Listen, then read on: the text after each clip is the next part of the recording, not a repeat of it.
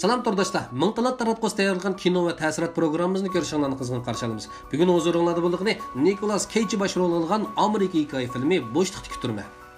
Hikoyamizning bosh qahramoni Cameron harbiy ofitser, munavvar emgak namoyandisi, taxt-turqi kelishgan 5 yaxshi er.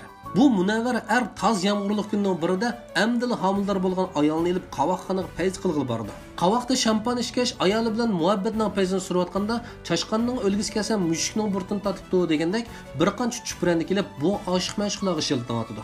Lekin Cameron bu pachpirat lo'kchaklarga o'zini ufratqisi kelmay, ularga e'tibor qilmaydi. Lekin kim o'ylagan kayibchilikda o'zini Ramboga o'xshatib qolgan bu uchi Cameron kechilikdan qaytib chiqqanda ularning oldini to'sib homildor ayoliga niyatini buzdi. Ahanatga chidamagan Cameron anamga chaqchaq qilsan qil, ayolimga haqorat qilma deganicha aytilib berib, ular bilan tutishib qoladi. Mahallada o'zining ojizlarni bo'za qilib kunib qolgan bu chuprandilar qandaqmi uzun yil harbiy vazifa o'tagan peshqadam ofitserdan kelalasin.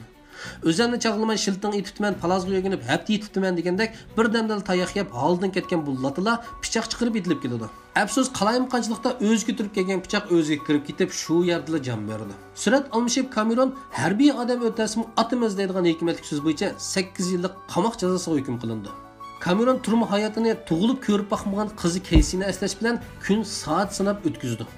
Shunday qilib 8 yil vaqt ko'rurmanlar uchun hash-pash tugicha, Cameron uchun bo'lsa 80 yildek o'tib turmadan chiqadigan vaqt yiqildab qoladi.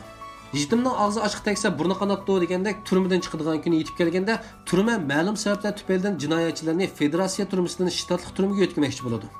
Bu kun ham Cameronning qizi Casey'ning tug'ilgan kuni bo'lib, Cameron o'zi teg'ish ko'rib boqmagan qizi uchun sovg'atlik tayyorlab, uzun yil kutgan ko'rishish minutlarini taqozolik bilan saqlab o'tadi.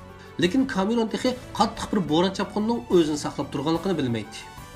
Uning yo'tkilish yo'ldagi safardoshi bo'lsa, Kolumbiyadagi eng chong zahar atkazchisining o'g'li ajallik zaharni o'z ichiga olgan qaram jinoyatchilar bo'lib, bu yo'tkash xizmati dunyodagi eng xatarlik vazifalarning biri desak ortiq ketmas balkim.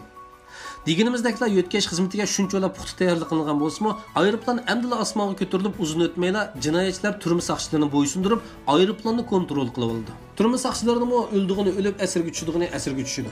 Aeroplanda yana zarga qarshi turish idorasining boshlig'i Dankini o'rlashtirgan saqchi Jekmo jinoyatchi siyaqda yasinib aeroplan chiqqan bo'lib, jinoyatchilar aeroplanni bulash jarayonida hayotidan ayrildi.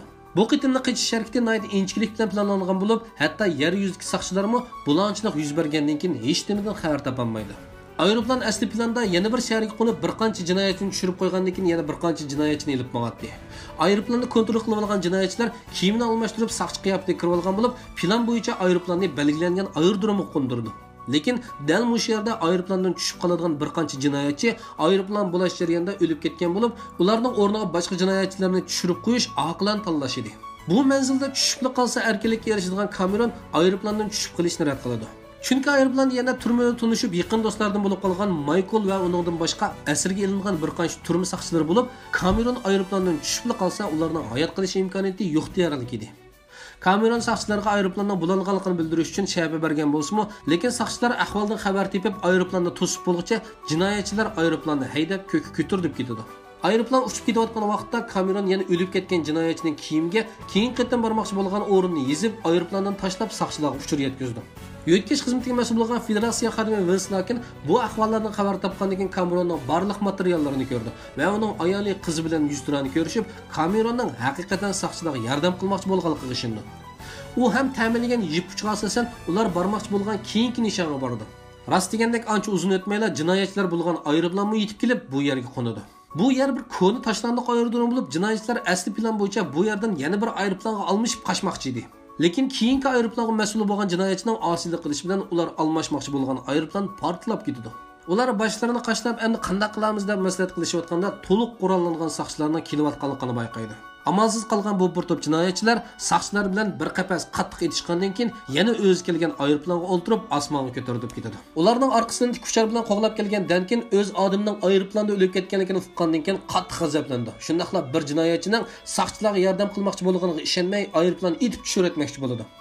Lekin federatsiya xodimi Wilson qayt o'tinigandan keyin aeroplanni etib tushirib buyrug'ini yondirib oldi. Qo'g'lab kelgan aeroplan bilan jinoyatchilarning etishishidan fursatga erishgan Cameron bir qancha jinoyatchini urib yiqitib, haydash bo'limchini kontrol qilib, aeroplanni Los Angeles shahrining cho'ng yo'lig'iga qo'ndirdi. Aeroplanning qo'nishi bilan ajallik zahar va bir qancha jinoyatchi kattabash qechib ketdi. Los Angelesning kechilik manzarasida alomat bir maydon qo'g'lab tutishdan keyin Cameron ularni Azrail bilan ko'rishtirib bu kinoni oxirlashtirdi. Bu ömürdə əxlət kinonu to'la ishlagan Nikolasning nodir asarlaridan bo'lib, bekor vaqtingizni ko'rib yiqishingizga arziydi deb o'ylayman.